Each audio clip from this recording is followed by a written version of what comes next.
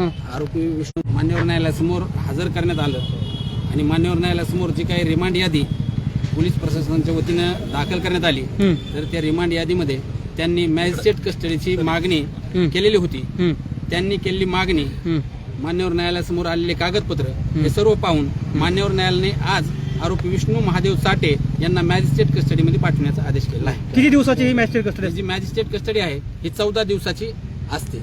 या 14 दिवसानंतर पुन्हा ती 14 दिवस वाढली जाते.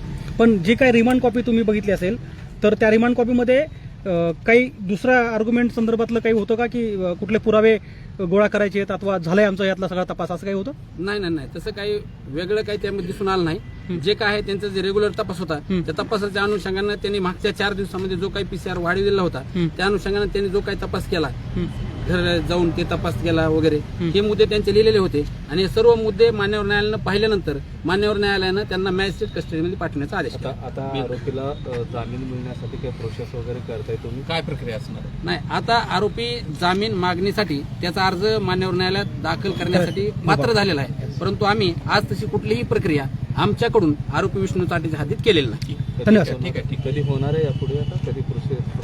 आता जे काय आहे ते आम्ही सर्वजण, जे आमची लिगल टीम आहे, आम्ही सगळेजण बसू, आमचे सिनियर सहकारी ॲडव्होकेट राहुल मुंडे साहेब आणि आम्ही सगळेजण बसून तो अर्ज तयार करून आम्ही मान्यवर न्यायालयासमोर दाखल करणार आहोत. थँक्यू. ठीक आहे.